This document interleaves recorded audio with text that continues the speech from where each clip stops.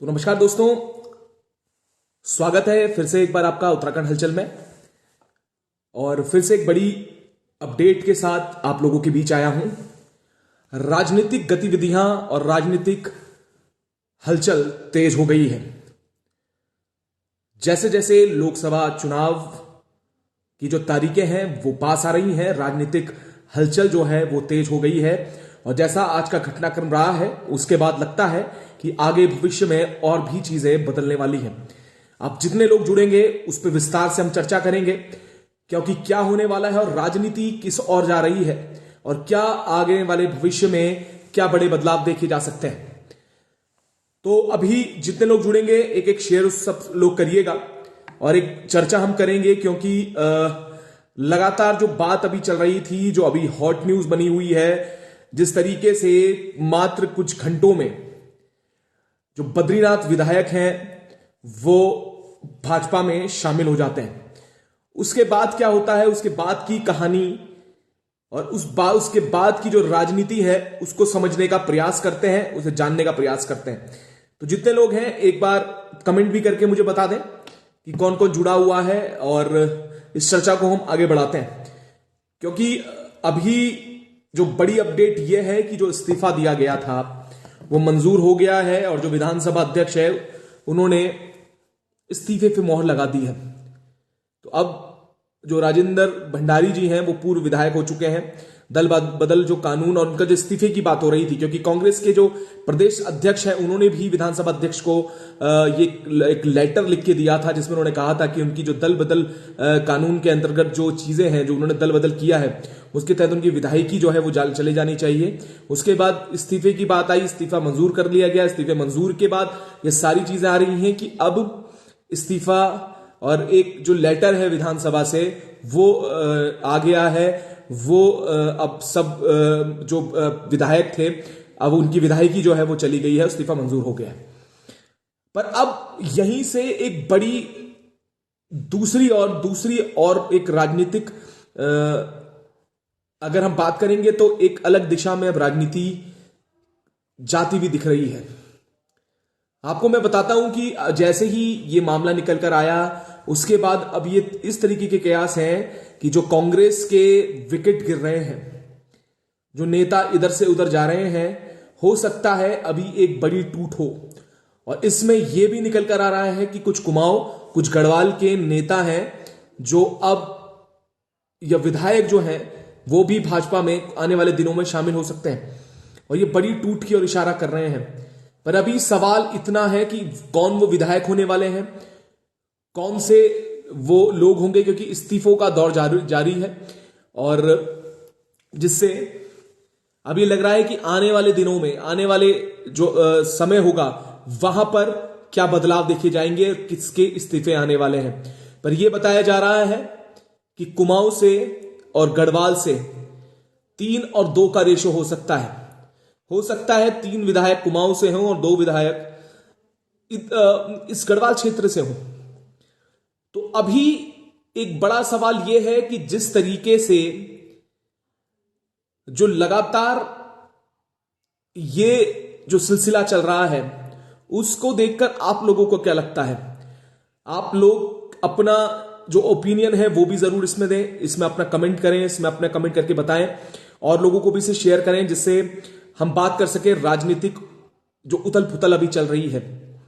इस बीच भाजपा जहां आज 5 कमल के फूल देने की बात लगातार कह रही है, लगातार सोशल मीडिया पे जो बात कह रही है और बड़ी टूट की जो आशंका है वो बताई जा रही है, तो यह भी आने वाले भविष्य में देखा जा सकता है कि जो मैंने आपको बात कही कि कुमाऊं और गढ़वाल, अगर ऐसा होता है तो उसके बाद क्या समीकरण रहेंगे, क्या चीजें रहेंगी और क्या चीजें होंगी। मनोज जायड़ा जी कह रहे हैं अब रजनी भंडारी पाक साफ हो जाएगी। यह बड़ा सवाल है, क्योंकि एक एक्शन और रिएक्शन होता है जिसके तहत हाई कोर्ट के तहत 2 बार जो जिला पंचायत अध्यक्ष थी रजनी भंडारी जी, उन्हें पद से हटाया गया। उसके बाद हाई कोर्ट और हाई कोर्ट के बाद लगातार आरोप लगाए गए कि राजनीतिक द्वेष के चलते जो महेंद्र भट्ट हैं वो भंडारी जी को परेशान कर रहे हैं।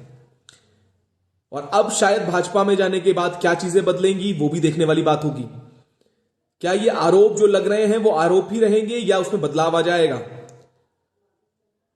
ये सवाल इतने ही जरूरी हैं क्योंकि अब जो समीकरण लग रहे हैं, अब लोगों का लगातार जो कमेंट्स आ रहे हैं, जो मुझे फोन आ रहे थे, उनका कहना यही था, ये सवाल बड़ा प्रमुख है कि जो रजनी भंडारी जी हैं उनका क्या होगा। क्या उनके ऊपर आरोप जो लगातार जिसकी वजह से शासन ने कार्रवाई की थी वो कार्रवाई होगी? और ये बड़ा सवाल। उसके बाद अब आने वाली जो चीजें हैं, जो राजनीतिक बदलाव होने की दिशा में लोग लगातार बात कर रहे हैं, तो वहां पर क्या होना है? तो आप लोगों को अलग अलग जगहों से आप लोग मुझे देख रहे होंगे, सुन रहे होंगे, आप लोगों को क्या लगता है कि क्या होने वाला है, आगे क्या बदलाव होंगे और किस जगह से अभी टूट हो सकती है? आप लोग जो ग्राउंड जीरो पर हैं, काम कर रहे हैं, हम भी, मैंने जैसा आपको दिन में बताया था कि हम भी जल्द अब ग्राउंड जीरो पे टीरी से लेकर अब पौड़ी की और हम रुक करेंगे और उसके बाद हम आपको ग्राउंड जीरो की रिपोर्ट भी दिखाएंगे कि क्या लोगों का कहना है। और सबसे पहले चमोली की जनता, बद्रीनाथ विधानसभा की जनता इस इस्तीफे को किस तरीके से देख रही है? अभी कार्यकाल विधायकों का है, उसके बाद उपचुनाव की अब जो बात होगी तो जनता या पार्टी जो भाजपा है फिर राजेंद्र भंडारी जी पर विश्वास जताएगी और क्या जनता विश्वास करेगी? यह बड़ा सवाल है क्योंकि पूर्व में भी यह चीज हुई है और पूर्व में भी जब दल बदल हुआ है उसके बाद जो लोग गए थे एक पार्टी से दूसरी पार्टी में वो विजय होकर लौटे हैं।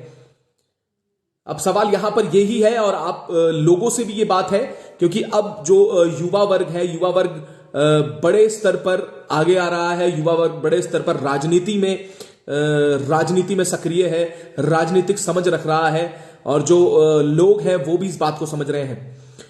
तो अब चमोली की जनता और बद्रीनाथ विधानसभा की जो जनता है वो किस तरीके से इस चीज को लेगी, क्योंकि अब उपचुनाव की जो तिथि है उसके बाद जरूर तय होगी। उसके बाद जब ये उपचुनाव होंगे तो कौन चेहरे होने वाले हैं भाजपा की, ये भी देखने वाली बात होगी।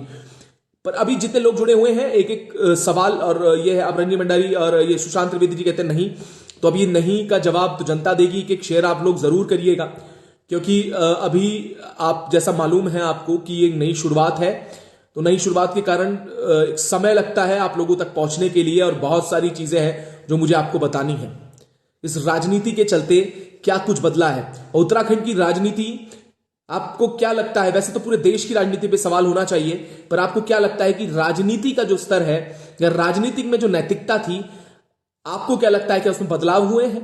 क्योंकि मैंने आपको जैसा कहा था कि हम इसके बाद इलेक्टोरल बॉन्ड्स के ऊपर भी बात करेंगे, क्योंकि जो चर्चाएं हैं शायद सोशल मीडिया पर तो है पर उसके अलावा कहीं बड़े जो चैनल्स हैं, जो बड़े प्लेटफॉर्म्स हैं, उसमें शायद ये चीजें गायब हैं। कुछ चैनल्स हैं जिन्होंने इस मुद्दे को भरपूर उठाया है, इन्होंने भरपूर इस पे क्वेश्चन किए हैं, पर यही है कि राजनीति और नैतिकता उसके बाद जो ये चीजें हो रही हैं वो किस दिशा में इस प्रदेश को, देश को ले जा रही है।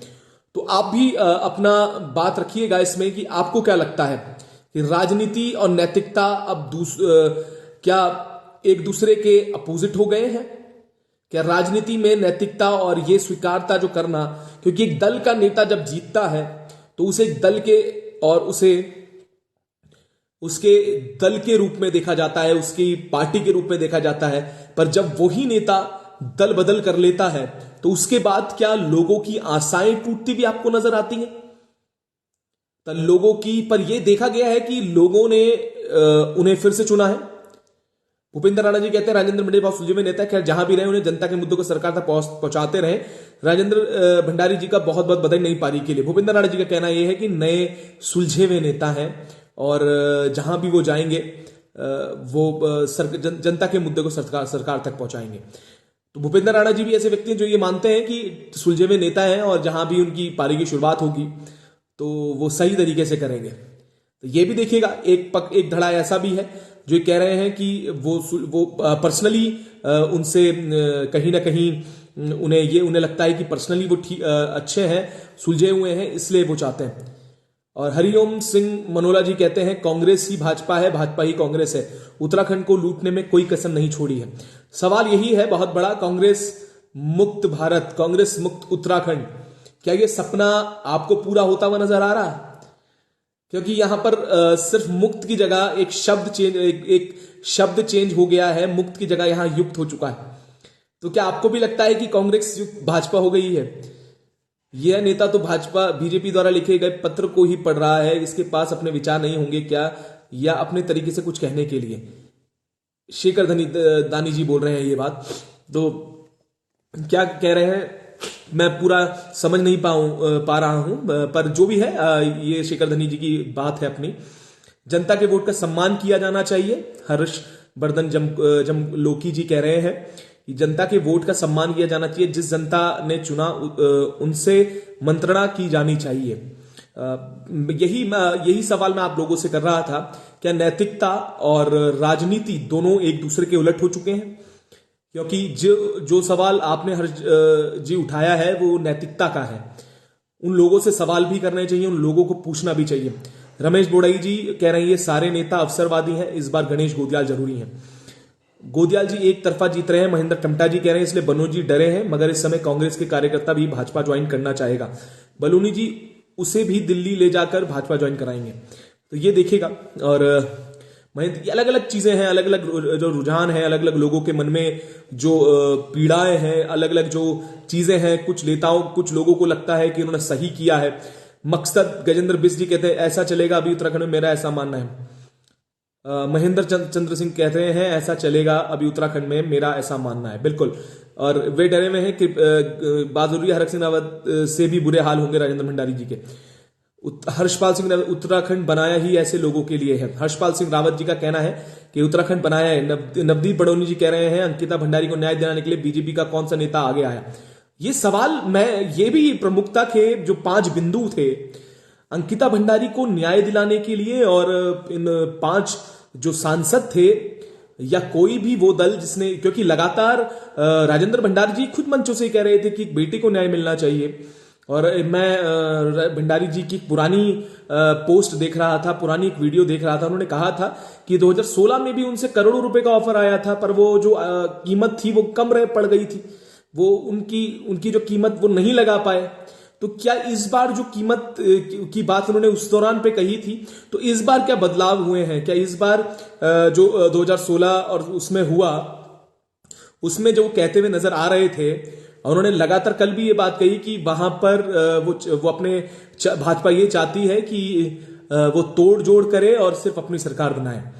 तो क्या इस बार चीजें बदली हैं? क्या 2016 से आज क्या जो चीजें हैं वो बदल गए हैं क्या? ये सवाल जनता पर भी है और ये सवाल उन पर भी है, क्योंकि बेरोजगारी को लेकर और जो घोटालों को लेकर है, जिस तरीके से अंकिता भंडारी को न्याय दिलाने की जो मांग है, जिस तरीके से और मामले यहां पर चल रहे हैं, उसको लेकर जो ये लोग अभी जो विधायक थे जो ज्वाइन किया है, जो लोग थे जो वो थे, अभी सभी नेता सिर्फ अपने लिए ही सोच समझकर पार्टी से उधर भाग रहे हैं, जिन्हें अरुण बिष्ट भी बोल रहे हैं। जनता की परवाह किसी को नहीं है। बेरोजगारी मुद्दे पर किसी नेता का कोई मतलब नहीं रहा, जिस नेता को जहां मोटा मिल रहा है वो वहीं भाग रहा है। यही मैं आपसे कह रहा था कि अरुण बिष्ट जी की मुद्दे जो तो बेरोजगारी, अंकिता भंडारी का न्याय दिलाने की जो बात है, और उसके अलावा बहुत सारे ऐसे मामले थे जो शिक्षा, स्वास्थ्य और उससे जुड़े हुए हैं, और उसको लेकर एक शब्द ना जो लोग लगातार जिस दूसरे दल को कोसते थे। बनित सिंह नेगी जी कहते हैं ये अब सब हम जनता की कमी है, उत्तराखंड राज्य के लिए किए गए आंदोलन जिस चीज के पाने के लिए किया गया था, हमारे लोग आज वहीं के वहीं हैं और नेताओं ने अपने निजी फायदे के लिए राज्य को खोखला कर दिया है। मैं जैसे लगातार आपसे बात ये कह रहा हूं, यही मैं आप लोगों से टटोलना चाह रहा हूं आपके मन को कि क्या लगता है कि जहां पर जो नेता कल तक जो मूलभूत सुविधाएं हैं, जो क्योंकि गांव कुछ गोद लिए थे, उनके हालात क्या हैं, क्या उनके बारे में आप लोग जानते हैं? जो गांव गोद लिए गए जो मूलभूत सुविधाएं हैं, चाहे स्वास्थ्य की बात करें, चाहे शिक्षा की बात करें, वो कितनी बेहतर हो पाई है?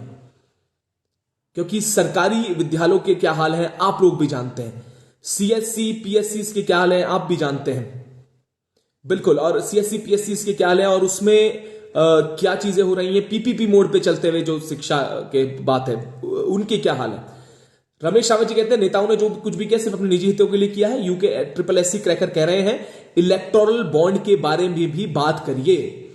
मैं चाहता हूं कि आप लोग जरूर बात करिए और आप लोग ये बताइए कि कितने लोगों को यह मालूम है कि इलेक्टोरल बॉन्ड को लेकर प्रश्न चिन्ह खड़े हो रहे हैं।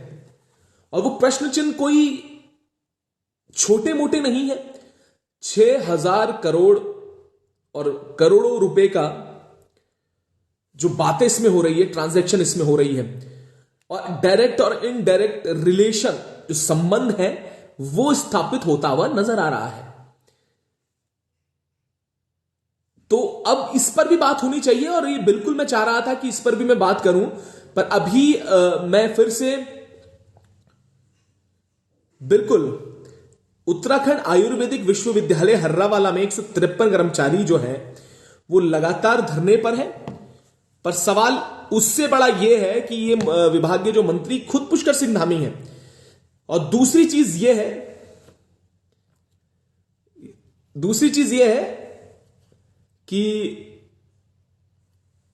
कमाल की बात यह है, उत्तराखंड आयुर्वेदिक यूनिवर्सिटी, मैं आपको हैरान करने वाली भी बात बताऊंगा, थोड़ी हास्यपद भी बात बताऊंगा और ये देखिएगा। ये उत्तराखंड आयुर्वेदिक यूनिवर्सिटी का एक लेटर है, आरटीआई है। ये आरटीआई जो है ये प्रथम अपील है मेरी। अब मैं कमाल की बात इसलिए कह रहा हूं, उसके बाद सारे मुद्दों पे आऊंगा। संतोष राणा जी कोरोना जो योद्धा हैं, 1 साल से धरने पर बैठे हुए हैं। मिला तो सिर्फ आश्वासन, मिला तो नेताओं के हस्ताक्षर, मिला तो सिर्फ हड़तालें, मिला तो सिर्फ कूच। उसके बाद मैं आऊंगा नवदीप बड़ोनी जी की, पहाड़ों में सारे अस्पताल रेफर सेंटर बन गए। पर मैं अपनी पूरी बात ये करता हूं कि कोरोना जो आयुर्वेदिक यूनिवर्सिटी है वहां पर कमाल देखिएगा साहब आप, क्योंकि मुख्यमंत्री जी का डिपार्टमेंट है, वहां पर सूचना का अधिकार देने में भी अधिकारियों को आप प्रथम अपील में जाते हैं, अधिकारी कहते हैं 15 दिन के अंदर हम आपको जानकारी दे देंगे। ये रजिस्ट्रार साहब के शब्द हैं। उसके बाद रजिस्ट्रार साहब हड़ताल हो जाती है। हड़ताल के बाद तो सारी चीजें अस्त व्यस्त हो जाती हैं। उन्हें हम फोन करते हैं, हम कहते हैं कि हमें सूचना दीजिए, हम आगे की प्रोसेस में लगते हैं। तो कमाल देखिएगा, क्योंकि इसके बाद मैं एक बड़ा घोटाला खोलने वाला हूं आयुर्वेदिक यूनिवर्सिटी से जुड़ा हुआ, और आयुर्वेदिक जो ऋषिकुल जो है वहां पर किस तरीके से घोटाले हो रहे हैं ये तो हम खोलेंगे ही। पर साथ ये मैं चीज इसलिए कह रहा हूं कि वहां पर जो कर्मचारी हैं वो लगातार हड़ताल पर हैं। एक भी भाजपा जो सरकार जो उसमें है, जो सत्ता में, वो वहां पर नहीं पहुंचता। पहाड़ों में सारे अस्पताल कोरोना योद्धाओं की, और नरेंद्र नेगी जी कह रहे हैं पहाड़ों में अस्पताल के बड़े बुरे हाल है। लगातार कोई ना कोई खबर ऐसी आती है कि प्रसूताएं दम तोड़ती हुई नजर आती। टीवी में आपने एक वीडियो देखी थी जिसमें हमने भी हमने भी एक वीडियो अपने चैनल पे प्रसारित की थी, जिसमें आपने देखा था किस तरीके से रात को एक भी डॉक्टर वहां पर उपलब्ध नहीं था। उसके बाद उन्हें वहां पर जाना पड़ा, प्राइवेट अस्पताल में जाना पड़ा। तो ये बड़ा सवाल है भाई, जिसने जनता को लूटा है उसका कभी भला नहीं हुआ। सूरज सोनू कह रहे हैं पहाड़ों में व्यवस्थाओं और शिक्षा व्यवस्थाओं के बदहाल व्यवस्था, क्या होगा उत्तराखंड का भविष्य। तो क्या इस बार शिक्षा को लेकर, स्वास्थ्य को लेकर और इन सब मुद्दों को लेकर जनता मैदान में उतरेगी क्या? इस बार क्या इन मुद्दों पे जाएगी? मैं आप लोगों से प्रश्न चिन्ह छोड़ रहा हूं। ये क्या इन मुद्दों पे इस बार चुनाव होगा, या इस बार भी चुनाव जो एक चेहरे पे होता है उस पे होगा? क्योंकि अभी सवाल वही है, मैंने जैसे कहा था कि टिहरी लोकसभा में दूरस्थ क्षेत्र में जब मैं जाता हूं तो वहां पर मुझे यही सवाल आते हैं, यही उत्तर आते हैं। तो क्या ये जो प्रमुख बिंदु हैं इनके आसपास क्या ये जो चुनाव है वो रहने वाला है, ये या फिर से कुछ अलग होगा, या फिर से कुछ नई चीजें होंगी, या फिर से वही होगा जो अब तक होते हुए आ रहा है? अपने सजेशन जरूर दीजिएगा, अपनी बातें जरूर रखिएगा, क्योंकि हो सकता है कि आने वाले दिनों में, जैसे मैंने कहा है, राजनीतिक समीकरण बदलने वाले हैं। एक बड़ी टूट विपक्ष में होने वाली है। एक बड़े धड़ा जो है वो निकलकर भाजपा में शामिल हो सकता है। मैं इसलिए भी ये बात कह रहा हूं क्योंकि सूत्र जो हैं वो लगातार संपर्क में है। संतोष Rana ji no vote BJP, commission खोरी चरम सीमा पर, नरेंद्र नेगी जी बोल रहे हैं। तो ये बड़ी टूट जो होगी वो कितनी बड़ी होने वाली है और आगे समीकरण कितने बड़े होने वाले हैं। उसके बाद हम आ जाते हैं इलेक्टोरल बॉन्ड पे, जो हमारी बात छूट गई थी। UK triple S C cracker जो यहां पर हैं, उन्होंने एक सवाल किया है, इलेक्टोरल बॉन्ड पे भी बात कीजिएगा। इलेक्टोरल बॉन्ड पर बहुत सारे ऐसे चिट्ठे निकल कर आए हैं जो मैंने आपको दिन में भी बात की थी, जिसमें सीधा और डायरेक्ट और इनडायरेक्ट फायदा उन फर्म्स को हुआ इलेक्टोरल बॉन्ड बेचने के, खरीदने के बाद जो चंदा उन्होंने दिया। मैं सरल भाषा में आपको समझा दूं, वो डायरेक्ट इनडायरेक्ट फायदा क्यों हुआ, कैसे हुआ, और 6,000 करोड़ भाजपा को, जो 47% के करीब जो इलेक्टोरल बॉन्ड खरीदे गए, जो भाजपा के बताए जा रहे हैं। और उसके बाद अगर ऑल इंडिया तृणमूल कांग्रेस की बात करें या कांग्रेस की बात करें तो 1421 के आसपास के करीब उन्हें मिले हैं। तो सवाल वहीं पर खड़े हुए हैं कि इन इलेक्टोरल बॉन्ड्स को खरीदने के बाद चीजें सरल क्यों हो जाती हैं। मैंने एक बड़ा उदाहरण दिया था उत्तरकाशी टनल का। वहां पर जो एक कंपनी थी नवयुगा, वहां पर उसे टेंडर मिल जाता है, 55 करोड़ रुपए वो इलेक्टोरल बॉन्ड में देते हैं, उसके बाद टनल में वो मिल जाता है। उससे पहले महाराष्ट्र में जो चीजें हुई, महाराष्ट्र में एक इनके ऊपर एफआईआर है, जैसे जो हमें इनकी जानकारी मिली है। उससे बाद कई और ऐसी फर्म्स हैं जो डायरेक्ट और इनडायरेक्ट वे में सरकार को मदद कर रही थी, सरकार को इलेक्टोरल बॉन्ड दे के बात कर रही थी या खरीद के बात कर रही थी। तो ये समझना भी है कि जो चीजें हो रही हैं ये जनता तक किस वे में पहुंच रही हैं। क्योंकि अभी अगर बात करें तो अगर हम इस चुनाव को धर्म के नाम से जोड़ के देखें, या धर्म के नाम से, क्योंकि बहुत बड़ा मुद्दा है राम मंदिर का। राम मंदिर को लेकर भी जो बात चल रही है, कुछ लोगों का कहना है कि राम मंदिर बनाया गया है तो उसके लिए भी हम मोदी जी से खुश हैं, तो राम मंदिर के नाम पर हम वोट देंगे। उसके अलावा जो चीजें हो रही हैं, प्रगति मीडिया कह रही है चुनाव तो चेहरे पर हो रहा है भाई जी। 2017 में नितिन गडकरी जी ने, भैया जी हमारे बारे में बात करो, हमने दर्शकों को बताओ कि हमने लोगों को जान बचाई और कोरोना में काम किया, हमें धरने में मिला 1 साल। ठीक है, बिल्कुल ठीक बात है राणा जी। मैं थोड़ी सी ये चीजें क्लियर करूं, उसके बाद मैं आपकी बात भी करूंगा, तमाम लोगों की बात करूंगा। चेहरों पर चुनाव हो रहा है, ये बड़ी बात कही है प्रगति मीडिया ने, क्योंकि हाँ चेहरा ना होता तो शायद ये चीजें ना होती। बिल्कुल ठीक आपने बात कही। और हमारे बाद में मैं ये कह दूं कि कोरोना वॉरियर्स की, जो मैंने आपको पहले भी बताया कि जो हालात हैं और आप खुद देख रहे हैं और जो चीजें हो रही हैं, सुशांत त्रिवेदी जी कह रहे हैं कि हमेशा ही ऐसे अधिकारियों को वहां उत्तराखंड आयुर्वेदिक विश्वविद्यालय में बिठाया गया है। जयदीप रावत जी कह रहे हैं राजनीतिक दलों के लोग अपने निजी स्वार्थ में सम्मिलित है, जनता के दुख दर्दों से उन्हें कोई लेना देना नहीं है। तो ये चर्चा जो है ये बिल्कुल ठीक है। आप जैसे लोग जो वो कर रहे हैं, जयदीप रावत जी हैं और हमारे सचिन त्रिवेदी जी हैं, तो ये जो चीजें आ रही हैं निकलकर, और ये जो हब आने वाला जो समीकरण होगा वो कैसा रहने वाला है। राजनीतिक दलों के लोग निजी स्वार्थ में संलिप्त, ठीक है। आप और भी लोग जो जिनके प्रश्न हैं वो एक एक करके इसके जवाब हम देते हैं, एक एक करके हम इस पे चर्चा करते हैं, और एक एक करके जिससे हम मरा हुआ विपक्ष लोकतंत्र के लिए घातक है।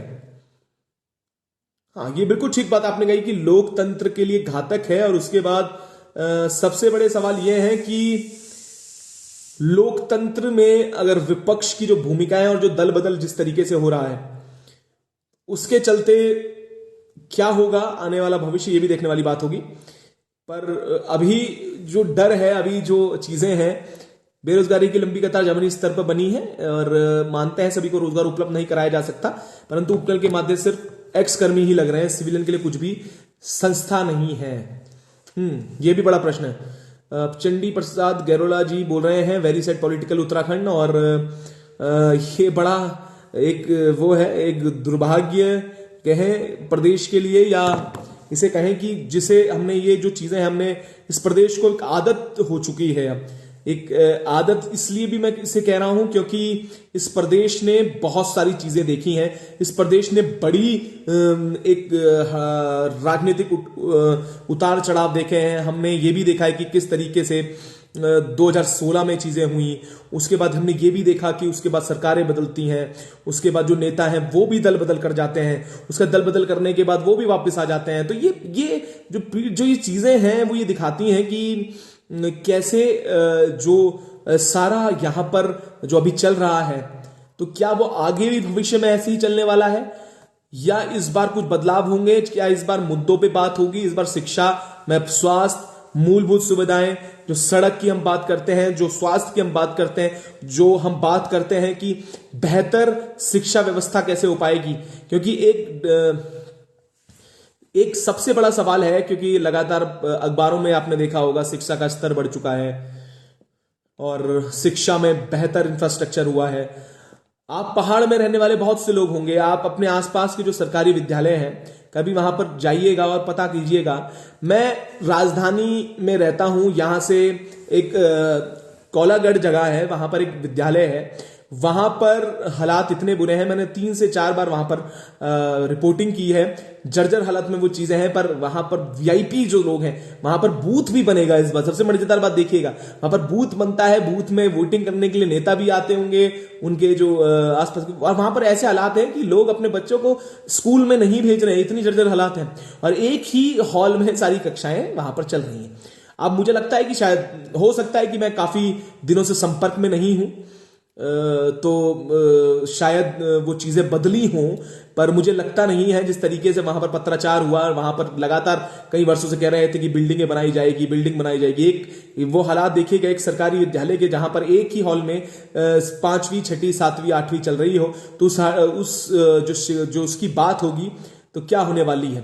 और सबसे बड़े मुद्दे जो इस पूरे सिनेरियो में रहे, जिसको लेकर मुझे लगता है सभी दलों के नेता, सभी दलों के सत्ताधारी नेताओं को छोड़कर उनमें कुछ लोग और सभी बाकी सड़क पर हमें नजर आए, जो था मूल निवास और भू कानून, जिसको लेकर आखिरी वक्त तक जो लड़ाई लड़ते हुए श्रीनगर में जो आखिरी यात्रा निकाली गई मूल निवास रैली। तो क्या वो मुद्दे लेकर भी लोग आगे जाएंगे, भू कानून और मूल निवास को लेकर? यह बड़ा सवाल है इस लोकसभा चुनाव में, क्या ये मुद्दे भी रहेंगे? तो जो नेता लगातार मूल निवास की बात कह रहे थे, जो नेता ये कह रहे थे कि भू कानून आना चाहिए, अब क्या वो जब सत्ता पक्ष में शामिल हुए, क्या वहां पर से भी आवाज उठा पाएंगे? जो लगातार ये बात कह रहे थे, जो हमारे जब हमने इंटरव्यू आपने लास्ट बार आपने देखा होगा भंडारी जी का, उसमें भी हमने एक प्रश्न किया था जो मूल निवास से जुड़ा हुआ था, तो उससे बचते हुए भंडारी जी नजर आए थे। उसमें भी उन्होंने कहा था कि मुझे नहीं पता वो बयान कब और कैसे दिया गया। तो ये बड़ी मजेदार चीजें हैं जो शायद देखनी होंगी। तो आप एक एक कमेंट करके, एक एक शेयर करके ये भी बताइएगा कि क्या लगता है इस बार लोकसभा के मुद्दे क्या होने वाला है। एक बार मुद्दे का आप जरूर बताइएगा। सरकार को हर्रावाला में बड़ा रेलवे स्टेशन बनाने के लिए पैसे हैं, लेकिन जो सरकार 16-17 हजार रुपए नौकरी कर रहे हैं, उन्हें सैलरी देने के लिए पैसे नहीं है सरकार के पास। बहुत से मुद्दे हैं, और आपको क्या लगता है कि ये चीजें प्रभावित करेंगी इस बार लोकसभा चुनाव को? ये मुद्दे क्या जाने वाले हैं लोकसभा में? क्या लोकसभा में जब ये सांसद के प्रत्याशी आपके घर में आएंगे, तो क्या आप इनसे सवाल करेंगे, क्या इनसे पूछेंगे ये बात? ये भी मैं आप लोगों से पूछना चाहूंगा। इस लाइव के खत्म होने के बाद अपने सजेशंस दे सकते हैं, अपनी बात रख सकते हैं, आप बता सकते हैं कि आप लोग इस बार किन मुद्दों के साथ लोकसभा चुनाव के लिए जा रहे हैं और किन बातों पे आप वोट देंगे। क्या अंकिता भंडारी या मूल निवास, भू कानून, भर्ती घोटाले की सीबीआई जांच, उसके अलावा शिक्षा, स्वास्थ्य, क्या इसके इतर कुछ और मुद्दे रहने वाले हैं कि यही मुद्दे होंगे? तो अपने सजेशंस, अपनी टिप्पणियां जरूर कीजिएगा, कमेंट कीजिएगा, शेयर कीजिएगा, जिससे जब हम ग्राउंड जीरो में जाएं, इस बार जब हम ग्राउंड जीरो में जाएं, तो आप भी वहां पर हमें देख सकें, आप भी देख सकें कि हम कहां जा रहे हैं। इस चैनल को भी आप फॉलो करें, अपने दोस्तों को। आपको लगता है कि अगर हम एक प्रयास कर रहे हैं सच को दिखाने का, तो आप लोग भी इसे जरूर शेयर कीजिएगा। और मैं आप लोगों पे ये बात छोड़ता हूं कि किन मुद्दों पे ये पूरा लोकसभा चुनाव रहेगा। हम भी लगातार अब ग्राउंड जीरो पे जाएंगे कुछ ही दिनों में, और उससे पहले खुलासा करेंगे, जैसे मैंने आपको बोला है, जल्द खुलासा, उसके बाद सीधे हम ग्राउंड जीरो पे पहाड़ों की ओर रुख करेंगे। पहाड़ों में जितने दिन हम भ्रमण करेंगे उसमें पूरी लोकसभाएं जो है कोशिश करेंगे कि वहां पर जाएं। पर आप भी अपने कमेंट, अपने शेयर, यहां पर अपना जो प्यार है उसे बनाकर रखिएगा, और जरूर हमें बताइएगा कि हम किस तरीके से और बेहतर हम इसे कर सकते हैं, और किस तरीके से और डेवलप हम खुद को कर सकते हैं। पर तब तक के लिए आप ऐसे ही जुड़े रहिएगा और देखते रहिएगा उत्तराखंड हलचल।